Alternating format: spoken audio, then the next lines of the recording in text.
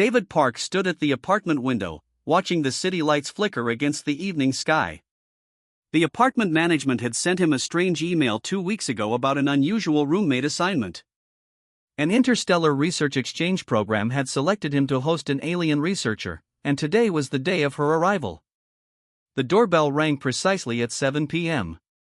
When David opened the door, Hannah Kim looked nothing like he expected. She appeared almost human, with slight silvery undertones to her skin and large, deep green eyes that seemed to shimmer with an inner light. She carried a slim metallic suitcase and wore a simple dark blue jumpsuit that looked both practical and elegant. "Hello," she said, her voice clear and surprisingly natural. "I am Hannah Kim from the Galactic Research Institute." David noticed her pronunciation was perfect, without any accent that might suggest she wasn't originally from Earth. Her translator device, barely visible behind her ear, was probably responsible for that. "I'm David," he responded, stepping aside to let her enter. "Welcome to the apartment." Hannah walked in with a fluid, almost gliding movement. Her eyes scanned the small living space, taking in every detail. David watched her, feeling slightly uncomfortable. She wasn't just looking, she was analyzing, processing information about her new living environment. "Your living space is compact but efficiently organized," she commented, placing her suitcase near the small sofa. "Interesting human design." David chuckled. "It's not exactly a mansion, but it works for me." The apartment was a standard one-bedroom space in downtown Seoul, typical for young professionals. Minimal furniture, clean lines, and a small balcony overlooking the busy street below. What made it unique now was the alien standing in its center. Hannah's skin suddenly changed color, a soft blue spreading from her neck to her hands. David remembered from the briefing documents that color changes were a form of emotional expression for her species. "Are you nervous?" David asked. "Observant," she replied. "My skin responds to environmental and emotional stimuli.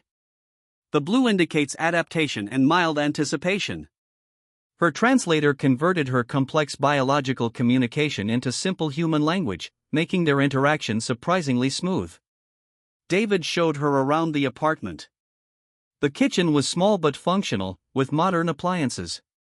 The living room had a comfortable sofa and a large television. The bedroom would be hers, a compact space with a bed, a small desk, and a wardrobe. "Your sleeping arrangements are different from our rest chambers," Hannah observed, touching the bed's soft surface. "Interesting use of textile and cushioning." As evening progressed, they started discussing the research exchange program. Hannah was a xenosociologist studying human behavior, while David was a communication technology engineer interested in interspecies communication systems. "We will learn from each other," Hannah said, her skin now shifting to a warm golden color. "Mutual understanding is the primary goal." David prepared a simple dinner: rice, grilled chicken, and some vegetables. Hannah watched him cook with intense curiosity, her green eyes tracking every movement. "Do you consume this type of nutrition regularly?" she asked. "Pretty much," David answered. "It's standard Korean home cooking." When he served the food, Hannah examined it carefully before taking a small bite. Her skin flickered between colors: green, then blue, then a soft purple. "Fascinating molecular structure," she said. "Complex flavor profiles." David couldn't help but laugh. Even eating dinner was a scientific observation for her. As night fell, they sat in the living room, discussing their respective backgrounds. Outside, Seoul continued its constant motion: cars moving, lights blinking, people walking. Inside the apartment, a human and an alien began what would become an unexpected journey of understanding. Neither of them knew then how dramatically their lives were about to change. The first morning together revealed the vast differences between David and Hannah's worlds. David woke up early, his routine ingrained from years of working in technology firms. He started the coffee machine, scrambled some eggs, and prepared toast. Hannah emerged from her room, her skin shifting from a deep blue of sleep to a soft green of awakening. She watched David's breakfast preparation with scientific detachment. "Your morning nutrition ritual is complicated," she observed. David turned, spatula in hand. "This? It's just breakfast." Hannah pulled out a transparent gel-like substance from her personal storage unit. It looked like liquid crystal, shimmering with faint rainbow colors. When she touched it, the gel moved almost alive, adapting its shape. "This is my nutritional supplement," she explained. Precise molecular composition. One serving contains complete nutritional requirements. David looked horrified. "That's not food. That's something from a laboratory." Her skin flickered, a response his translator interpreted as amusement. "Your biological consumption method seems inefficient. So much preparation. So much variation." When David placed scrambled eggs on a plate, Hannah's skin turned a deep purple, a color her translator indicated meant extreme skepticism. She carefully scanned the eggs using a small device attached to her wrist. "Protein content inconsistent. Cooking method reduces nutritional value by approximately 22.6%, she announced. David rolled his eyes. Sometimes food is about enjoying the taste, not just pure efficiency. The coffee machine beeped. David poured himself a cup, adding milk and sugar. Hannah watched this process with scientific fascination. "Interesting chemical interaction," she murmured. "You alter the base substance's molecular structure for pleasure sensation." Her own morning routine was precise and quick. The gel-like substance absorbed directly through her skin, requiring no chewing or traditional eating. She could consume her entire day's nutrition in less than 2 minutes. Cleaning became another battleground of cultural differences. David used traditional cleaning products, sprays, cloths, various tools. Hannah had a small device that emitted ultrasonic waves, breaking down dirt and bacteria at a molecular level. "Your cleaning method spreads microorganisms," she told him matter-of-factly. "Inefficient and potentially harmful." David tried explaining that not everything was about pure scientific efficiency. Sometimes the process matters. Sometimes doing things manually feels good. Her skin turned a puzzled shade of green. The concept of doing something inefficiently for emotional satisfaction was alien to her. Their communication devices occasionally struggled to translate emotional nuances. When David made a sarcastic joke, Hannah's translator would provide a literal interpretation, missing the humor entirely. "Why would you state something you know is untrue?" she would ask, completely missing the point of humor. Household temperature became another point of contention. Hannah's body temperature regulation was different from humans. What felt comfortable to David seemed freezing to her, and vice versa. "Your species maintains such unstable internal environments," she commented, adjusting the apartment's climate control. David watched her, simultaneously frustrated and fascinated. She was brilliant, precise, completely logical, and utterly confusing.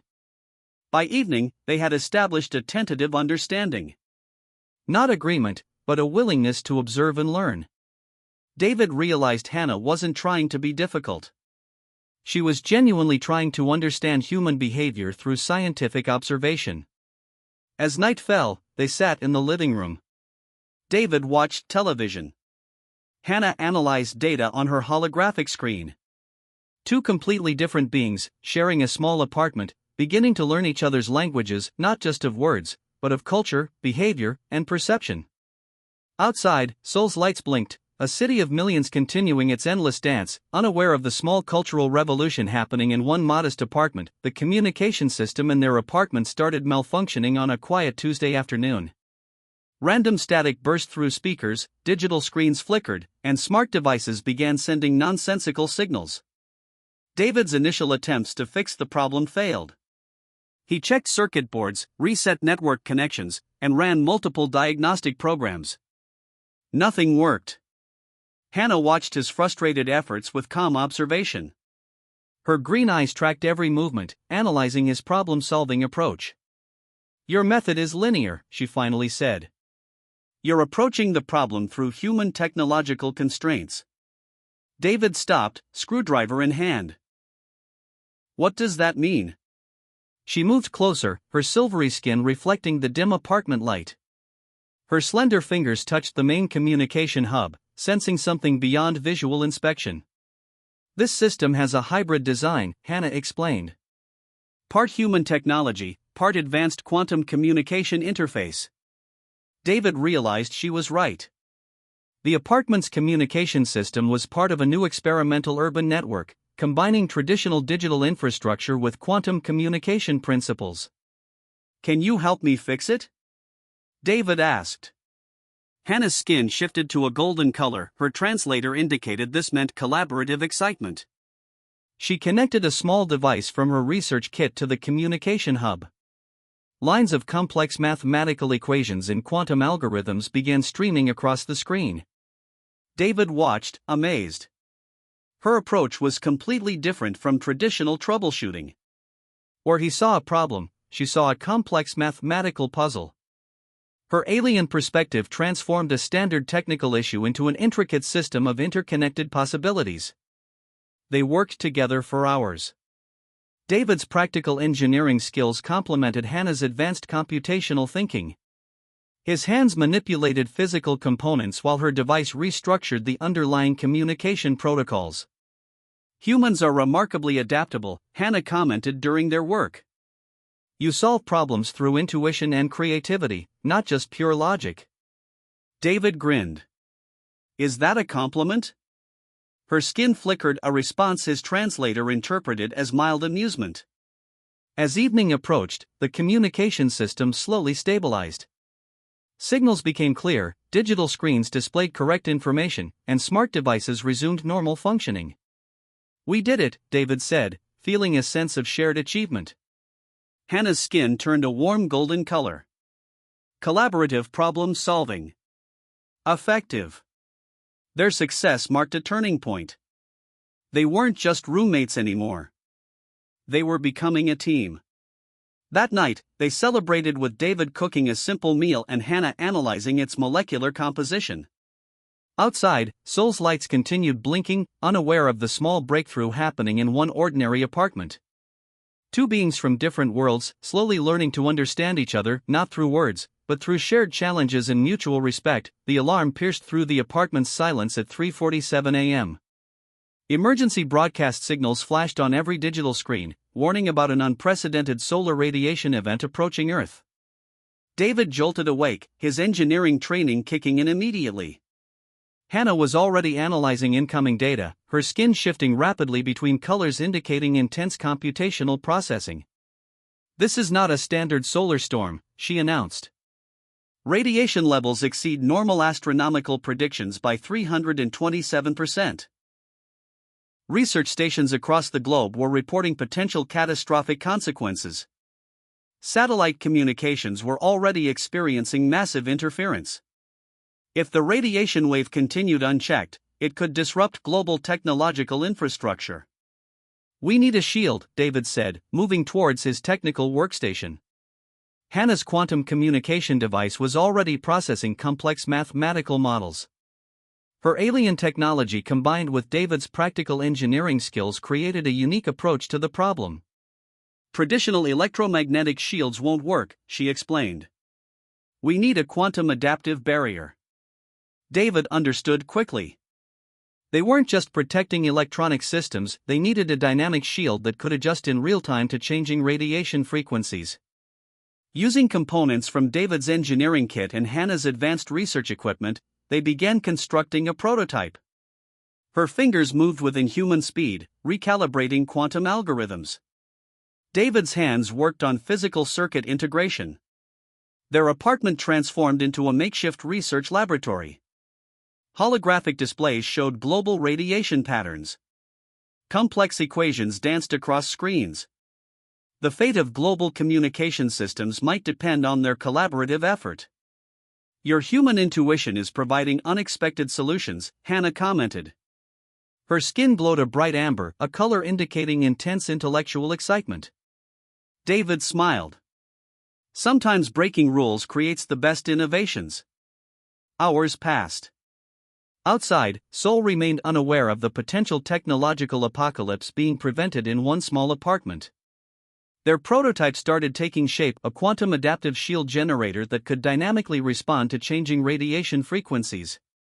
It wasn't just a technical solution, it was a perfect blend of human creativity and alien computational precision.